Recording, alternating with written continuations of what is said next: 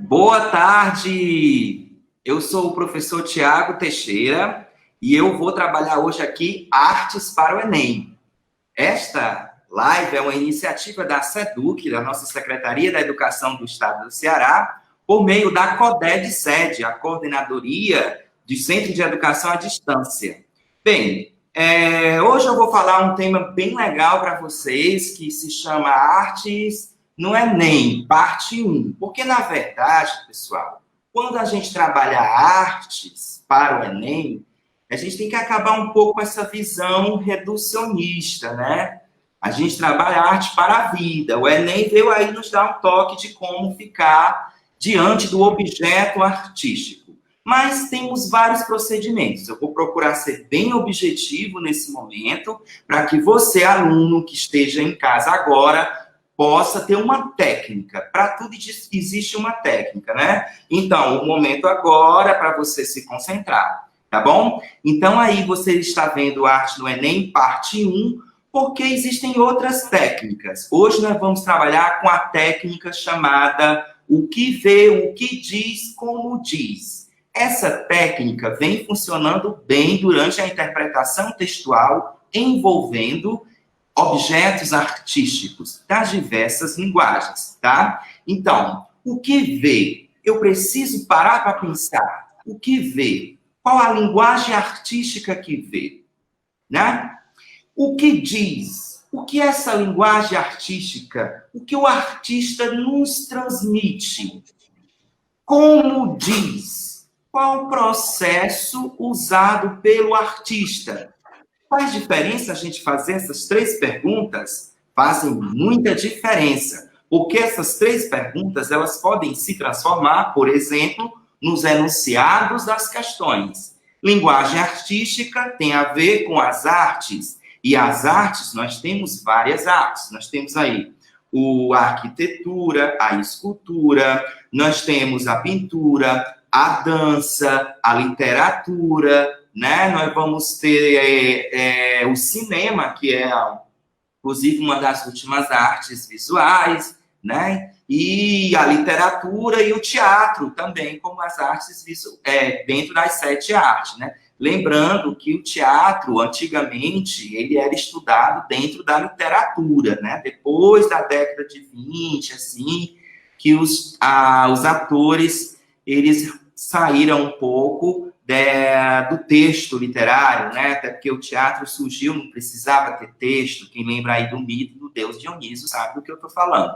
Bem, e o que diz, né? O conteúdo. Às vezes, o enunciado da questão pode exigir que o aluno fique atento só ao conteúdo. E como diz, isso é muito importante, sobretudo nas artes modernas, que são as artes mais exigidas nas provas do Enem. A arte moderna ela é muito preocupada com o processo, com a forma pela qual o artista se exprime. Ela não está muito ligada com o conteúdo, não, porque dá aquela sensação de que parece que tudo já foi dito, né? Mas aí o artista quer dizer de uma forma diferente. Por isso que nós vamos encontrar bons artistas dentro desse como se diz. Ok, próxima lâmina, vamos lá para a próxima lâmina.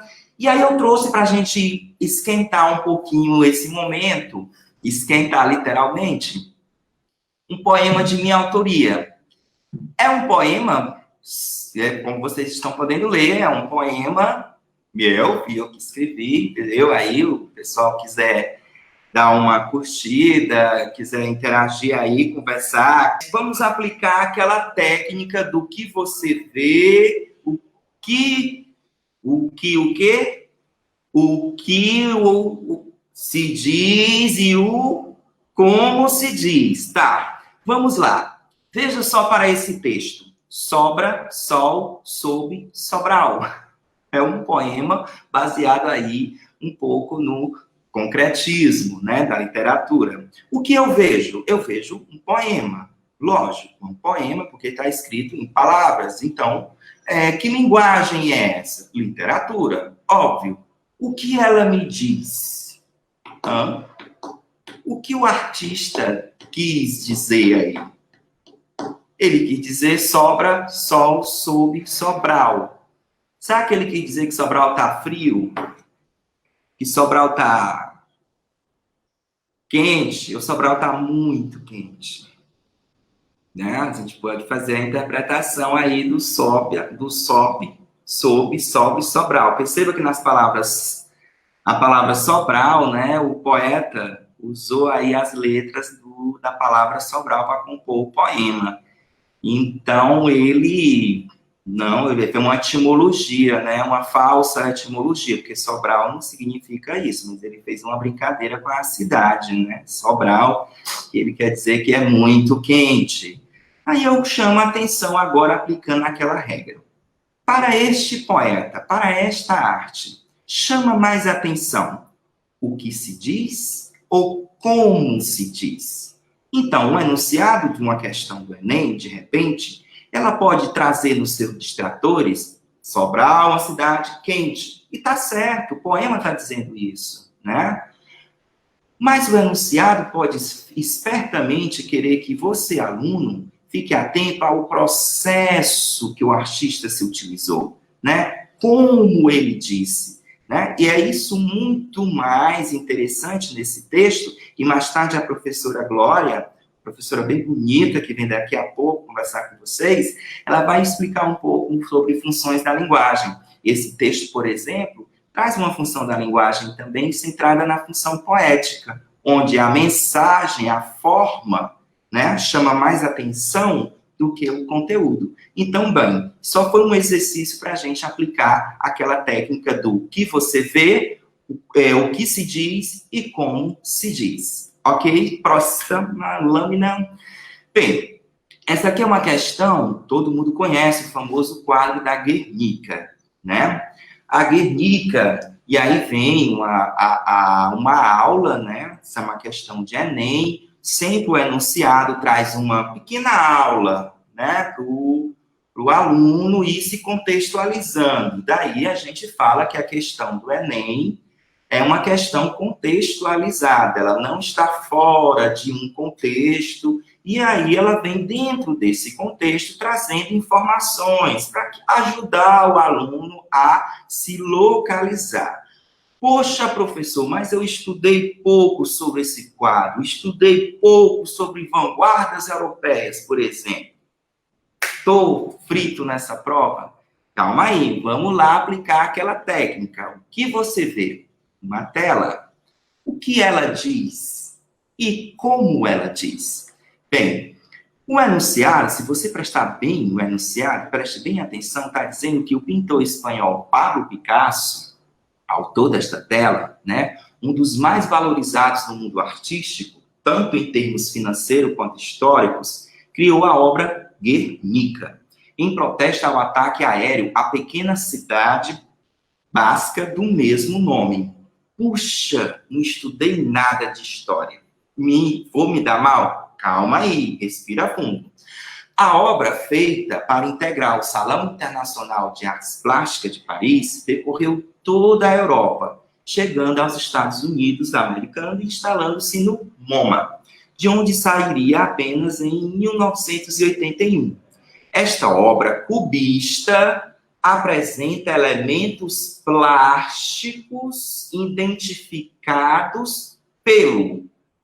Olha só, a aula zona enorme que ele deu, né, em torno da tela, contextualizou tudo, mas olha só o que o enunciado pede.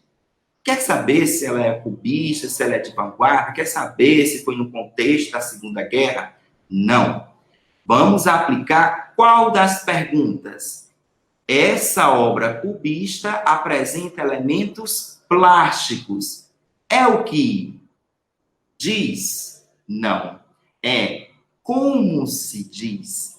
Como a obra, nesse contexto aqui, dessa questão, está apresentando a informação que foi explícita anteriormente, né? Então, percebam, elementos plásticos identificados pelo. Então, a gente não vai mais centrar no que a obra diz, né? Ou o que é essa obra, se ela é visual, se ela é sonora, se ela é da literatura, não. Ele está querendo, ele já disse que a obra é cubista e tudo, então ele está querendo que você aqui fique focado no processo pelo qual o artista se utilizou, a maneira com a qual o artista elaborou esse material, né? Essa tela da Guernica. Vamos ao item A. No item A, tem dizendo painel ideográfico, monocromático, que enfoca várias dimensões de um evento, renunciando à realidade, colocando-se em plano frontal ao espectador. Essa afirmação toda, ela está totalmente completa, né? Como a gente sabe, os outros enunciados, eles no Enem, eles não são pegadinhas, não são mentiras, né? Eles são verdades não inteiras, digamos assim. Mas a mais adequada é realmente esse painel ideográfico, porque existe aí uma ideia sendo graficamente, plasticamente feita, monocromático, porque quem já viu essa tela sabe que ela não é colorida, ela possui apenas esse tom, aí meio cinza, meio branco, né? E tem várias dimensões, como a gente pode ver também, de um evento. Ó, perceba que ele nem vai mais entrar no contexto da Guernica, da cidade em si.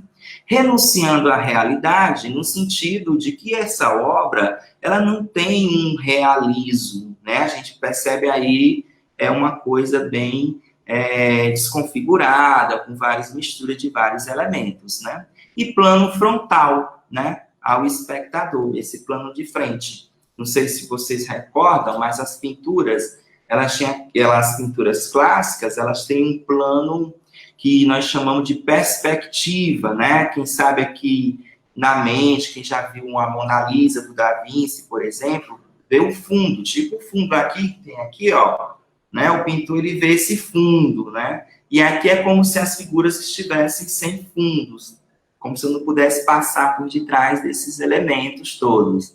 Então, ele não tem uma perspectiva, né? Então, bom, gente, a letra B está correta, né? O horror da guerra de forma fotográfica. Aí ele, com o uso da perspectiva clássica, aí já não está, né? A letra C também está correta, o uso das formas geométricas no mesmo plano, sem emoção e expressão. Aí, ó, já deixa de ser, porque quem viu, né, essa obra de perto, inclusive, aí a hora uma grande explosão, né? As pessoas estão misturadas, corpos com animais, enfim, terrível, né? Terrível. Até uma brincadeira de que o próprio Pablo Picasso, falando para os alemães, os alemães elogiando o Picasso pela obra que ele tinha feito, e o Picasso respondeu: não, desculpem-me, senhores, essa obra foi feita, infelizmente, pelos senhores. Então, ela tem muita emoção. E esse falecimento de objetos abordados na mesma narrativa, ok, minimizando a dor humana, ao contrário, né? A gente vê, inclusive, aí braços estendidos e o contexto da Segunda Guerra bem retratado aí na questão da explosão da bomba. Uso de vários ícones que representam personagens fragmentados bidimensionalmente. Não é bidimensional, apesar de haver, sim, já, né, no Museu Virtual, essa obra fizeram ela já de uma forma bidimensional, porque ficou à vontade de se ver isso, né, de um efeito bidimensional, 3D, enfim. Então, podemos passar para outra questão. Bem, vamos aplicar agora a mesma técnica para um soneto, né? Aí a linguagem muda, não é mais a linguagem visual, agora a linguagem visual que eu digo, plástica, né? É a linguagem literária. Nós temos aqui um soneto, Cárcere das Almas, um soneto bem interessante do simbolismo e tudo. Deixa eu ver aqui se nós temos algumas perguntas aqui, se as pessoas estão Eu queria dar um alô aí para o Miguel Carneiro da Cunha, da Credit 5, lá de Tianguá. Muito legal a sua participação. O Miguel Carneiro, da Credit 5. Nós temos também aqui a Egídia Cavalcante Chagas, né?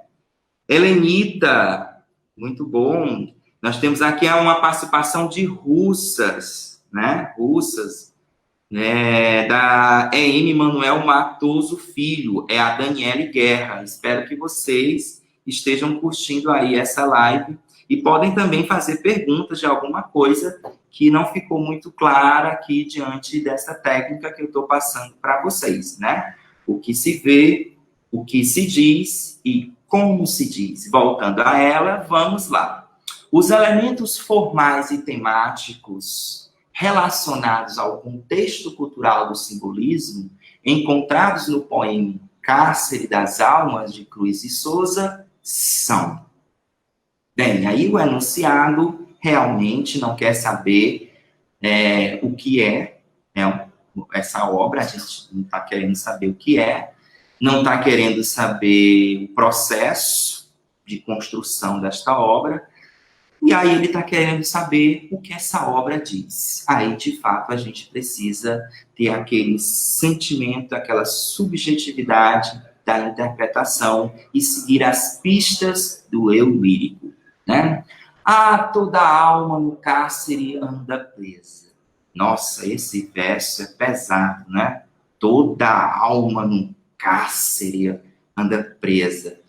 Pensando nesse tempo de quarentena, né? Toda alma no cárcere anda presa, soluçando nas trevas entre as grades do calabouço, olhando imensidades, mares, estrelas, tardes, natureza.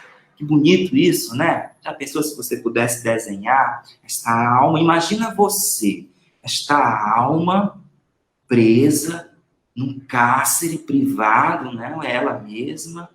E essa alma, ela dentro desse calabouço, ela vê imensidades. Que imensidades são essas? Os mares. Os mares são imensidades. São imensidades, né? As estrelas são imensidades, são imensidade. As tardes são imensidade, são imensidade. E a natureza? Ai, a natureza, essa aqui nos surpreende, né? Haja visto o contexto hoje, né? Olha o que a natureza nos trouxe. Então, continuando o sofrimento desse eu lírico, esse tom, a gente já começa a perceber que o eu lírico está num tom assim, meio pancadão, pesadão. Ele não está nada festivo, não. Ele está bem reflexivo, né? A alma está presa, enfim. Continuando lá o terceto, né? Que é a próxima estrofe do soneto. Tudo se veste de uma igual grandeza, quando a alma entre grilhões as liberdades sonha, e sonhando as imortalidades, rasga no etéreo o espaço da pureza. Ó almas presas, mudas e fechadas, nas prisões colossais e abandonadas, da dor no calabouço atroz, funéreo. Gente, mas o cara estava muito inspirado. O cara é o quê? Cruz e Souza, né? Um poeta brasileiro aí do fim do século XIX, do nosso contexto do simbolismo brasileiro, né? Continuando lá, nesses silêncios solitários, graves, que chaveiro do céu possui as chaves para abrir-vos as portas do mistério. Olha a indagação do eu lírico nesse momento. Em silêncios solitários, graves, aí ele se indaga. Que chaveiro, né? Aquela pessoa que tem a chave do céu, né? Que chaveiro do céu possui as chaves para abrir-vos as portas do mistério. Profundo isso, né? Nossa, isso é muito profundo mesmo. É bonito de se ver, né? Um texto bonito de se ver, embora tenha um tom pesado, né?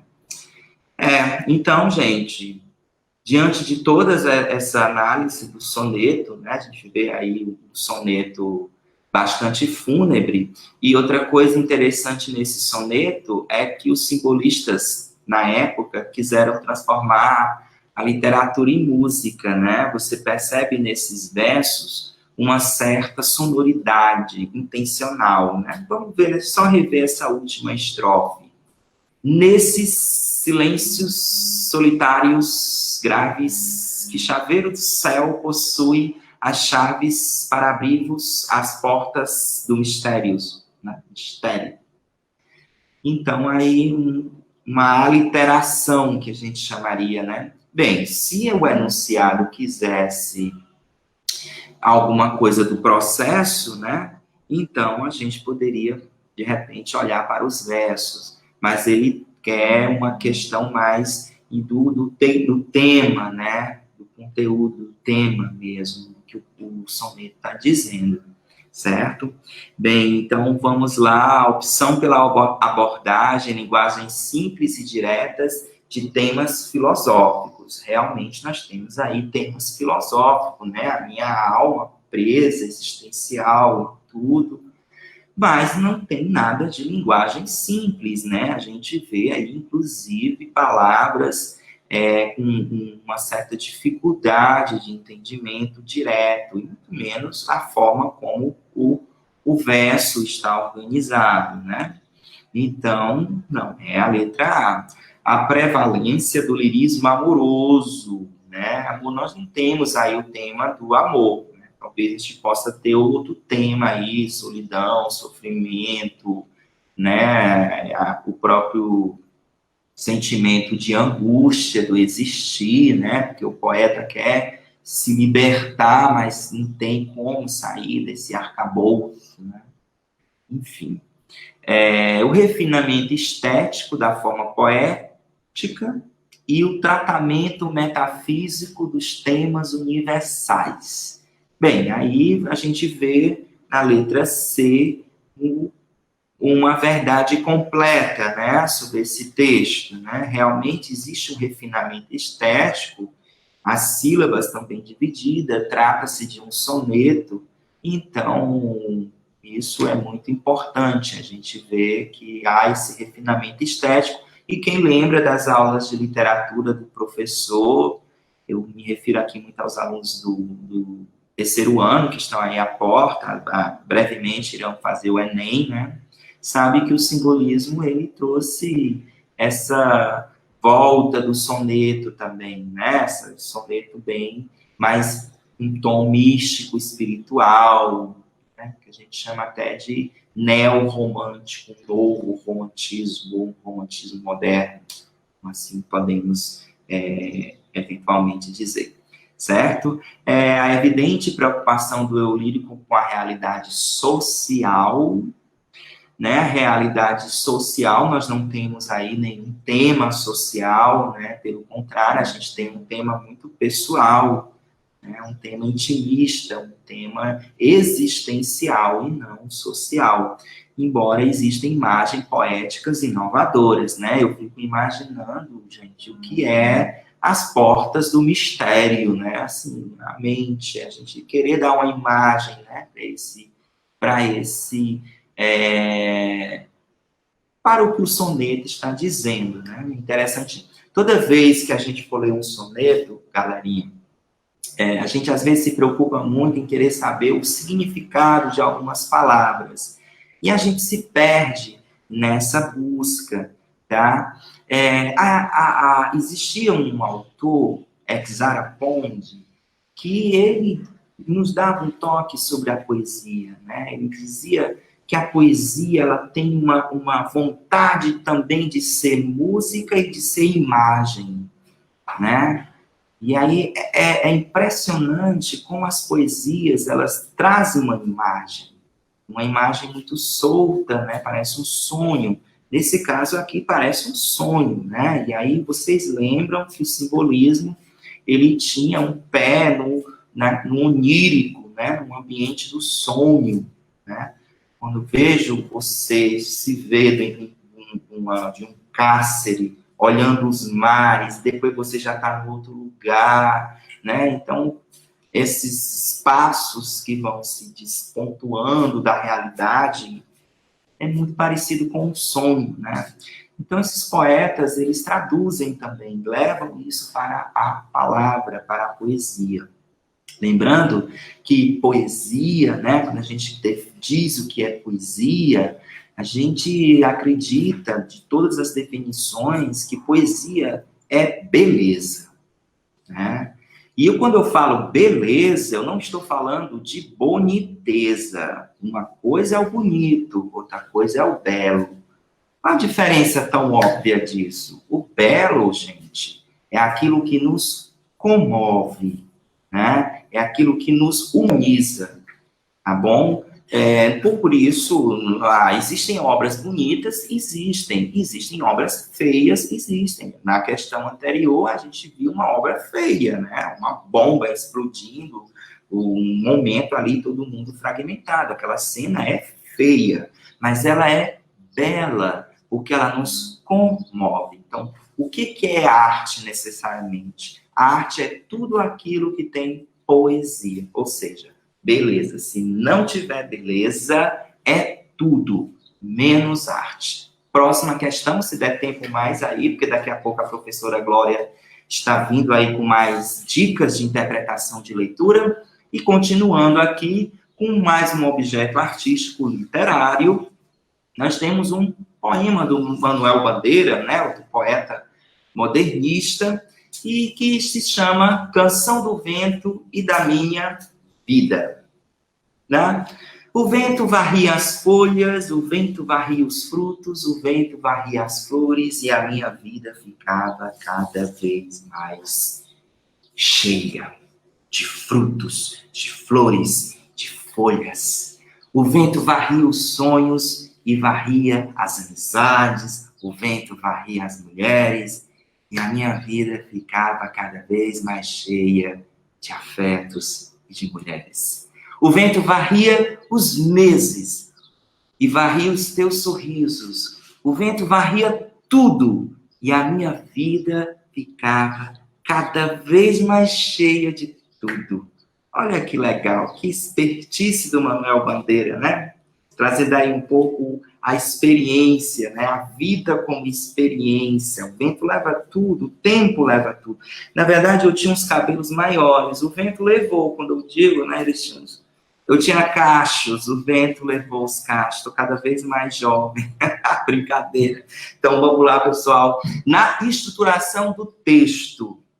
Então, gente, estruturação do texto, qual a técnica? Vamos voltar à técnica. O que você vê? Um poema. O que ele diz? Fala sobre experiência, sobre aquilo que vem, vai e ao mesmo tempo deixa, né? Experiência de vida. E como se diz? Né? Qual foi o processo de construção? Como foi que o autor quis aqui se valer? E aí foi muito esperto em alguns detalhes aqui para dar sonoridade, né? Para dar até a sensação do vento, né? Na estruturação do texto, então, o enunciado foca no como ele diz. Construção de oposições semânticas. Oposições semânticas. Nós temos oposições semânticas no texto? Temos oposições semânticas, sim. Né? Ó, o vento varria tudo, né? Cada vez, quanto mais varria, levava, mais cheio eu ficava, né? Então, tem muito oposição, mas isso tem a ver com o que ele diz, e não o como ele diz, tá? Então, no como ele diz, as oposições semânticas não é bem o processo dele. A apresentação de ideias de forma objetiva. Tá simples, né? Diferente do soneto anterior, os versos, ó, o vento varria as mulheres. Eu tenho aí o sujeito, o vento, e o complemento varria as mulheres bem direitinho.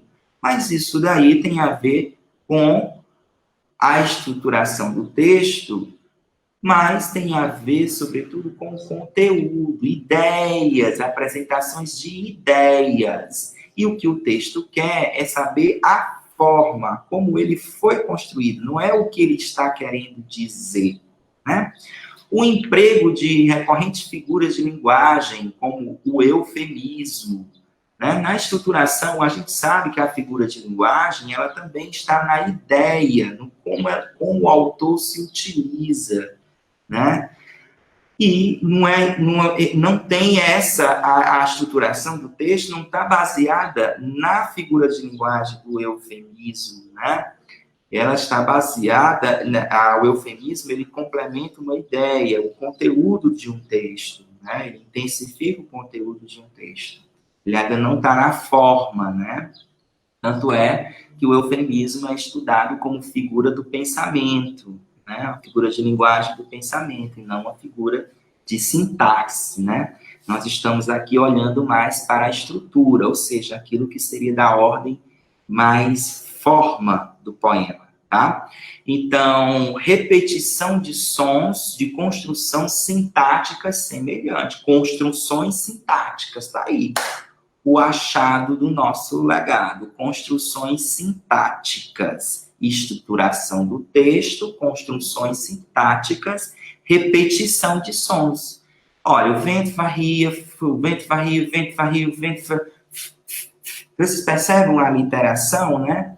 E a repetição de som e as construções sintáticas semelhantes favoreceram essa repetição de som e, consequentemente, deu mais vida ao poema no sentido da forma e não no que ele diz. Então, isso é um exemplo de uma questão que pede o como ele diz e não o que o eu lírico diz, ok? Próxima questão, temos quantos tempos aí? Já estamos encerrando com o tempo, já acabou, para não comprometer aí o tempo da professora Glória, que está aí também nos aguardando. Gente, aí eu finalizo com essa última questão, que é o que ela diz, né?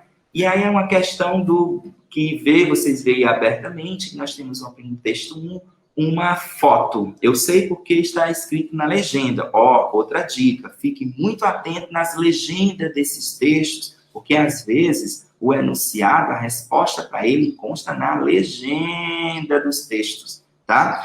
Apesar de ser uma foto, trata-se de uma arte muito famosa nos Estados Unidos, a partir da década de 20, como o texto 2 está dizendo, é o chamado body art, ou seja, a arte do corpo, feita no corpo, né? E aí o texto 2 vai explicar o texto 1, né? Tem evidências, submete experimentações tão variadas que sua influência estende-se até os dias de hoje.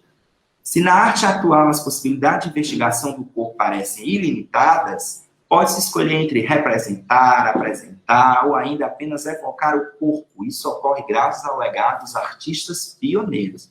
Bem, o texto 2 traz uma questão bem conceitual e o enunciado da questão, ele não quer saber como se diz, ele não quer saber o que se diz, ele quer saber o que é, né? O que você vê? Você vê uma body art. E uma body art é o quê? O que é que a body art? O texto 2 já nos respondeu aí, se você tiver ficado atento. Não conheço body art, professor, não conheço, tal. Mas daí a gente tem uma expressão da body art na fotografia, apesar de ser uma fotografia, porque ninguém podia botar um corpo aí na prova, né, gente? A pessoa vai lá e fotografa a body art. Então, a letra que vai sintetizar toda a ideia é fazer do corpo um suporte privilegiado de expressão, né? O corpo é como se fosse uma tela para o pintor, um instrumento para um músico, né? O corpo é o instrumento do ator em cena, do bailarino que dança, e do body art, né? Que é outra arte aí, que digamos, evoluiu a partir da década de 60. E no Brasil nós temos muitos artistas com body art, com os nossos performances. Ok, gente, eu espero que eu tenha contribuído. Muito obrigado. Deixo agora a aula na continuidade com a professora Glória, que vai continuar dando dicas aí de texto para vocês, de interpretação. Valeu, fica em casa estudando. Como já fui apresentada pelo Tiago, professora Glória, atualmente estou na Escola Luiz Felipe, em Sobral. Nesse tempo, a gente está tendo que se reinventar como professor para atingir os nossos alunos.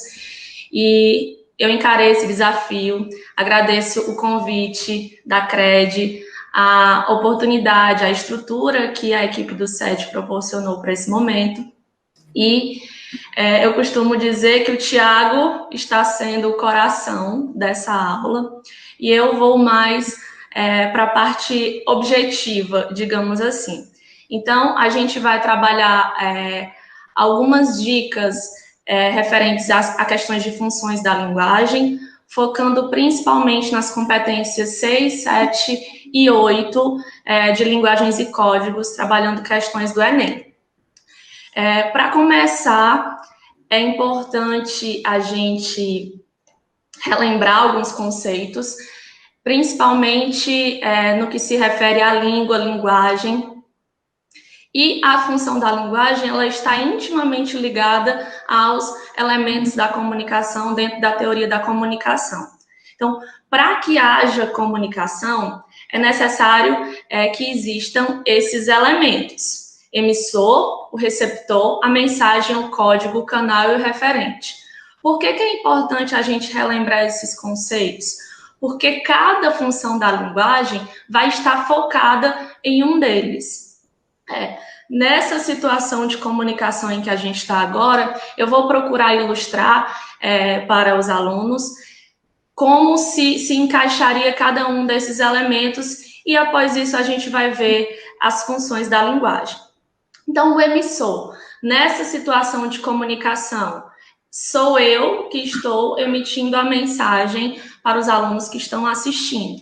Então, o emissor é aquele que emite a mensagem. Existe também o receptor, que nesse caso são os alunos, professores, o público que está assistindo essa live de casa. Então, o receptor é aquele que vai receber essa mensagem nessa situação de comunicação. A mensagem é o que está sendo dito, o que é dito, o conteúdo.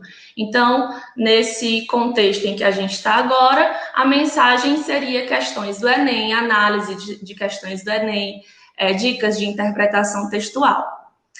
O código são os signos que eu estou utilizando para me comunicar. É importante que não só eu domine esses signos, mas que o meu receptor também saiba, porque só vai haver comunicação se eu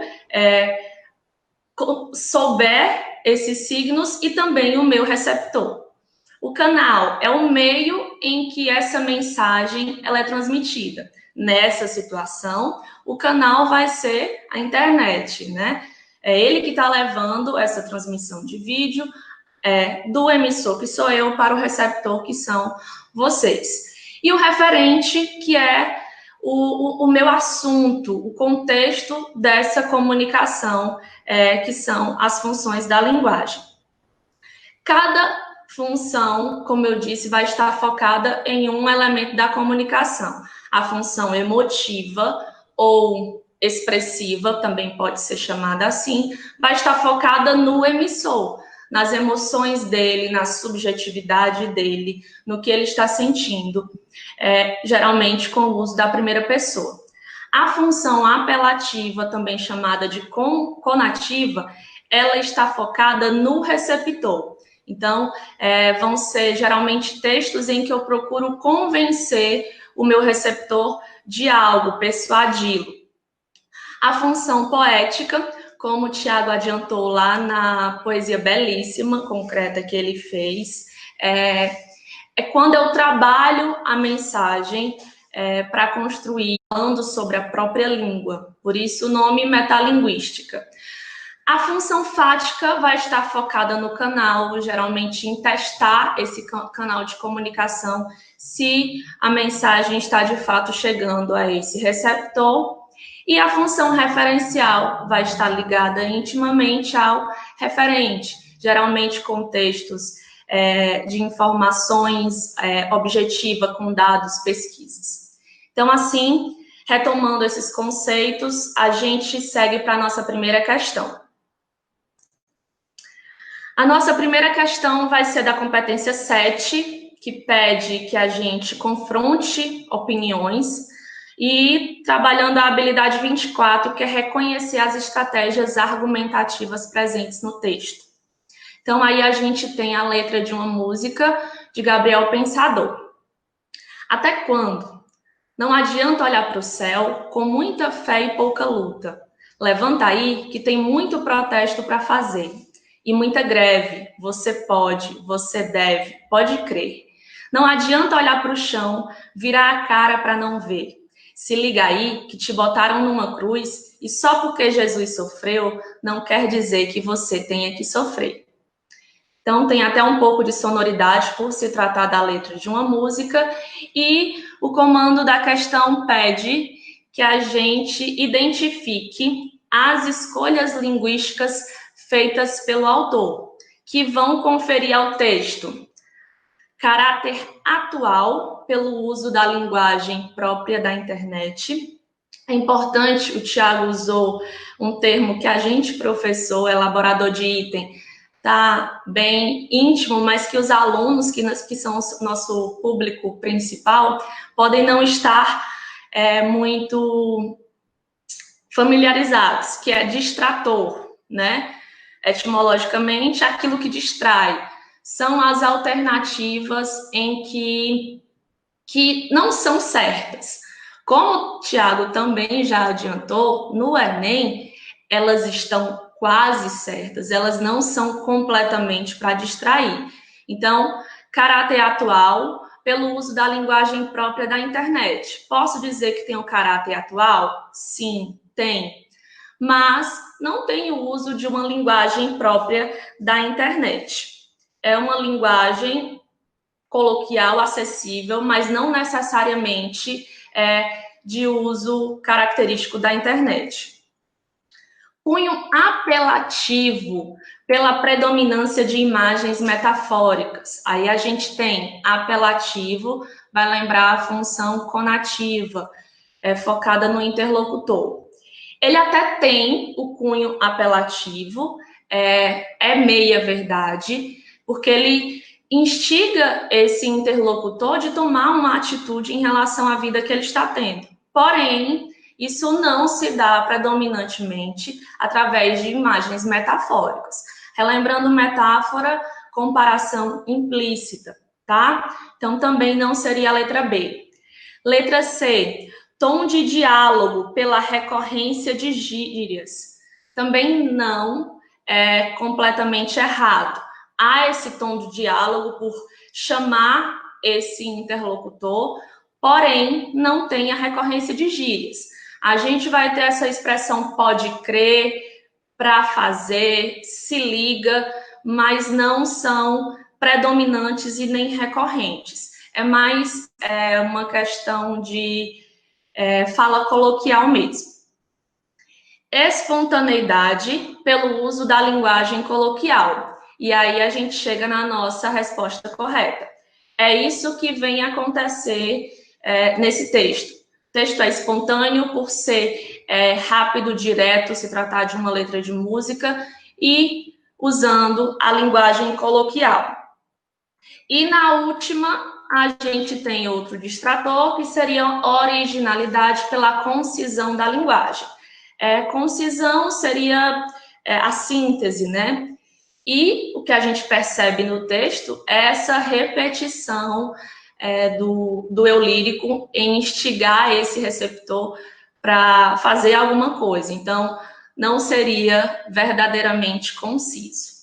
Então, assim a gente tem a letra D como a resposta certa dessa primeira questão que a gente está trabalhando.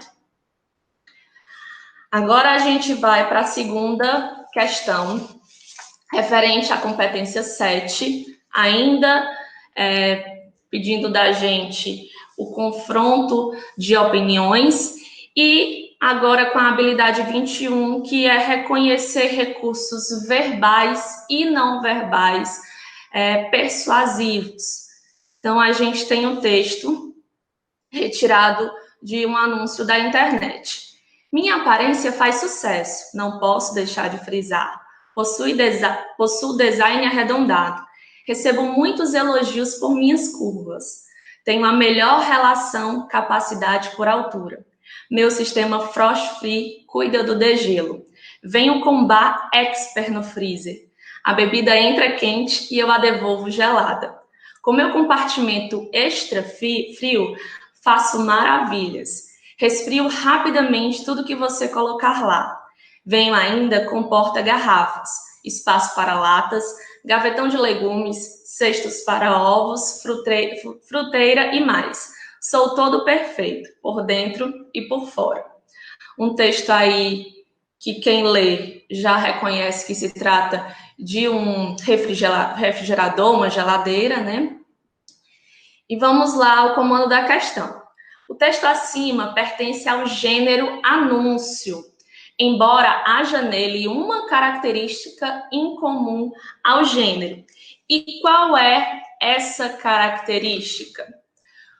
Qual é a principal função do anúncio? É apresentar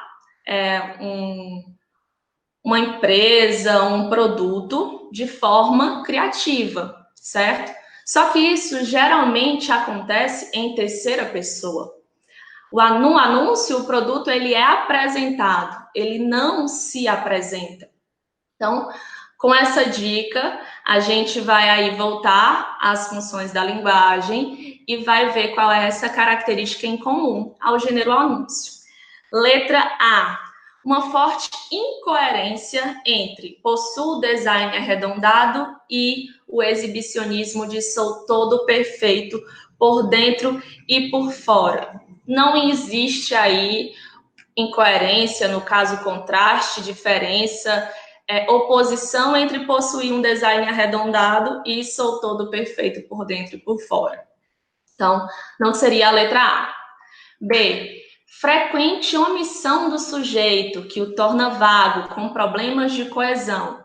No caso aí, o sujeito oculto não vai impedir que a gente perceba qual é a pessoa que o verbo está sendo conjugado.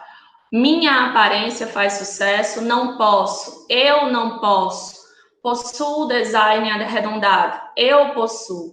Então, está claro que o texto está escrito em primeira pessoa, então não consigo identificar aí problema de coesão. Até porque ele se mantém na mesma pessoa durante todo o texto. Letra C. Enumeração de características do produto que não interessam a quem vai adquiri-lo, o que é um grande problema de estrutura. A estrutura do gênero anúncio, de certa forma, vai fazer isso, porém de uma forma mais criativa, né, geralmente. Então, não acredito que a enumeração das características positivas seja uma característica em comum ao gênero anúncio. Então, também não vai ser a nossa letra C. D. Destaque a função emotiva ou expressiva da linguagem, com o uso da primeira pessoa do singular, marca de subjetividade, para representar um ser inanimado. E aí a gente tem a nossa resposta certa.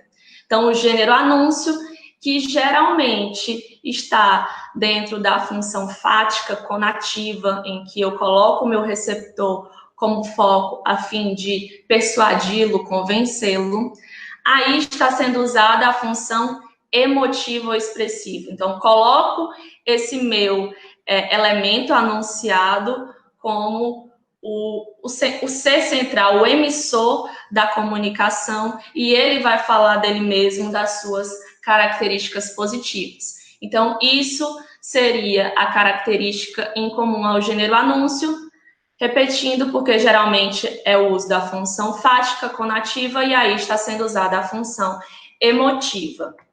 E aí a última é uso de estrangeirismo como frost free, bar expert e extra frio. Acho que essa também está muito clara de que não se trata da opção certa, porque o uso de estrangeirismos é mais do que comum nos gêneros de anúncio. Então, vamos seguir para a nossa próxima questão. Agora a gente vai para a competência 6, que pede que a gente compreenda os sistemas simbólicos da linguagem E a habilidade 19, que pede para a gente, de forma bem direta, analisar a função da linguagem do texto. É água que não acaba mais. Dados preliminares divulgados por pesquisadores da Universidade Federal do Pará apontaram o aquífero Alter do Chão como o maior depósito de água potável do planeta, com o volume estimado em 86 mil quilômetros cúbicos de água doce. A reserva subterrânea está localizada sobre os estados do Amazonas, Pará e Amapá. Essa quantidade de água seria suficiente para abastecer a população mundial durante 500 anos, diz Milton Mata, geólogo da UFPA. Em termos comparativos, Alter do Chão tem quase o dobro do volume de água do aquífero Guarani, com 45 mil quilômetros cúbicos. Até então, Guarani era a maior reserva subterrânea do mundo, distribuída por Brasil, Argentina, Paraguai e Uruguai. O texto se trata de uma reportagem, na legenda está esse indicativo, por se tratar, tem a fonte da revista Época.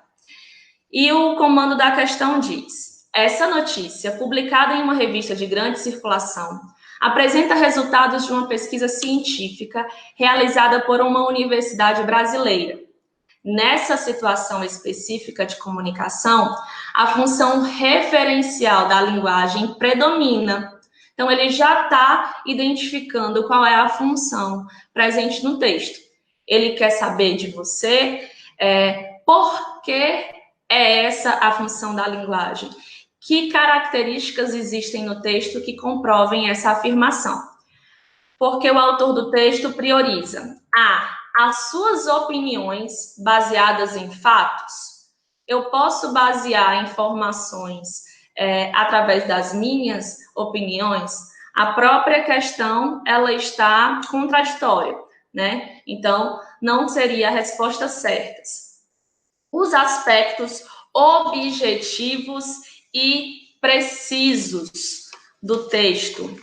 Os aspectos objetivos e precisos seria a resposta correta. A gente retoma lá para a função referencial. Ela está focada em quê?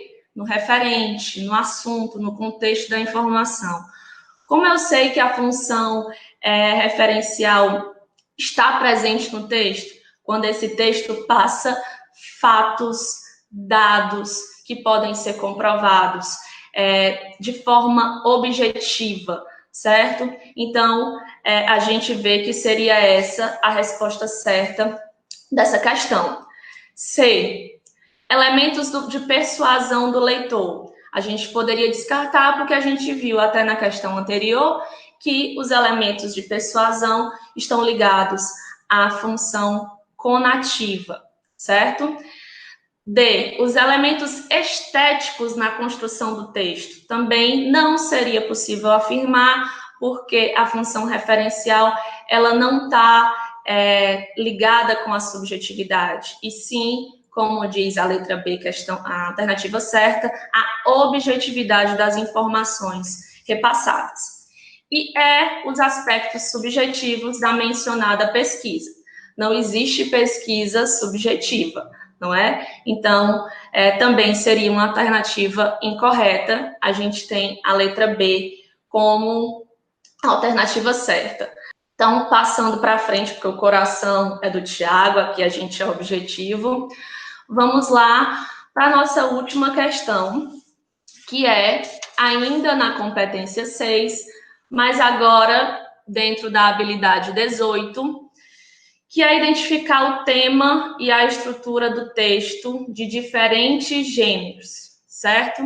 Aí a gente tem já elementos que adiantam que se trata de um documento legal no que diz respeito à lei, tá?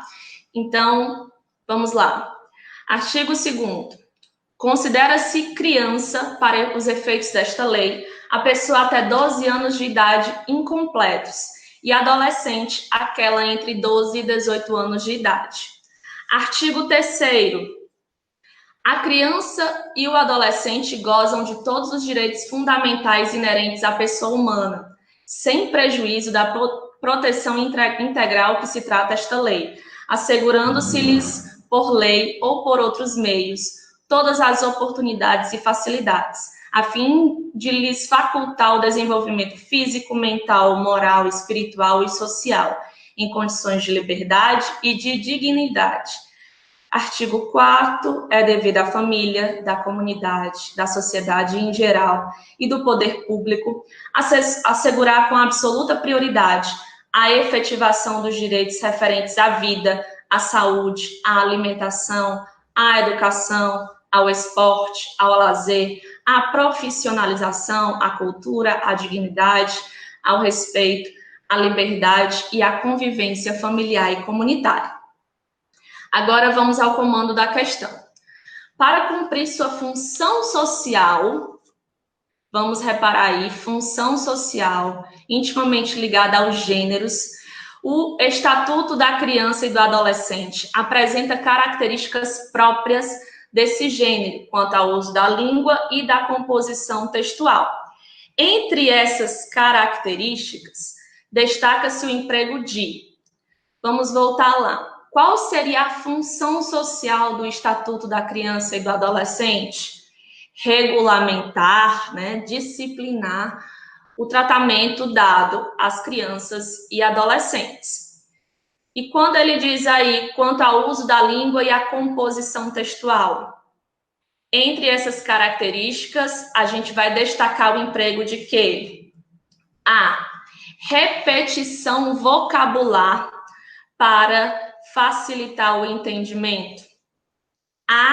Vocês acham que há repetição vocabular nesse trecho do Estatuto da Criança e do Adolescente? Eu acredito que não. Os textos, assim como por se tratarem de lei, não tem essa repetição. O texto é muito conciso e talvez isso até nem facilite tanto o entendimento da maioria desses textos de modo geral. Então, essa não seria a resposta certa. B. Palavras e construções que evitem ambiguidade. Retomando o conceito de ambíguo, algo que tem mais de um sentido, dúbio. Então, a gente vai, antes de antecipar qual é a resposta certa, a gente vai analisar todas as alternativas. C. Expressões informais para apresentar os direitos. Isso, de forma nenhuma, pode acontecer, nem acontece em textos de cunho legal, que se tratam de leis, de regulamentações. Então, de forma nenhuma, a linguagem informal, a variante coloquial vai estar presente em textos desse gênero. D. Frases na ordem direta para apresentar as informações mais relevantes. A escolha da ordem direta ou indireta, ela não vai, nesse tipo de texto, ser relevante em relação a isso, só vai colocar em ênfase uma informação ou outra, mas isso não vai alterar a compreensão do texto. Então, a letra D não seria a opção correta. E a última opção, exemplificações que auxiliem na compreensão dos contextos reformulados. Não há nenhuma exemplificação, certo? O texto vai se limitar somente à enunciação das regras de tratamento dessas crianças e adolescentes. Então, a gente tem aí a letra B como resposta correta. Palavras e construções que evitem ambiguidade, justamente por se tratar de um texto legal, em que deve ser cumprido de uma só forma, por regular conduta, e por seu caráter instrutivo, ele tem que seguir essa linha. Eu não estou, como o Thiago fez, passando uma técnica específica. A gente, como eu disse no começo da aula, falou ele mais do coração, da parte mais subjetiva. Eu já estou dando dicas mais objetivas, focadas na função da linguagem. E uma dica a mais, agora antes de encerrar a minha fala, que eu poderia dar aos nossos alunos que estão aí prestes a ingressar no Enem, né, a passar por esse processo, é de que alguns textos não precisam ser lidos, como o Thiago falou, a questão do Enem ela é muito contextualizada. Então, alguns textos não precisam ser lidos integralmente. É o exemplo do texto da questão anterior e do texto dessa questão. Eu não precisaria ler de forma integral esse texto pelos elementos gerais. Eu já poderia entender que se tratava de um estatuto, de um documento legal, então eu não precisaria saber ler integralmente esse texto para saber as características do gênero, estatuto ou de algum outro documento legal. Então, eu agradeço a presença de todos, a atenção, de novo, agradecer a oportunidade do SED, da CRED, a companhia do Thiago, a parceria do Thiago, que é fantástico, estou aprendendo muito na nossa caminhada juntos. Eu não sei, eu vou terminar aqui minha apresentação, eu não sei de forma técnica, lembrando aí, fiquem em casa. Gente, lembrando que essa é uma iniciativa da Secretaria da Educação, a SEDUC, né, mais uma vez aqui, reforçando, e por meio da Coordenadoria de Formação Docente, a CODED SED, Educação à Distância, como apoio aos estudos domiciliares. Tá? Então, a gente vai estar aqui numa série de lives ao longo da semana, dessa quarentena, e peço a todos e a todas, alunos e alunas, nesse contexto de aprendizagem, que o que for possível, a gente vai estar com o professor e com o aluno numa cadeia, numa relação de aprendizagem remota, e vai ser possível a gente não parar de aprender dentro dos nossos limites. Então, muito obrigado aí os nossos comentaristas, né, os elogios, a professora Glória muito bem elogiada, e é isso mesmo, a gente está aqui e estamos a serviço da educação pública cearense.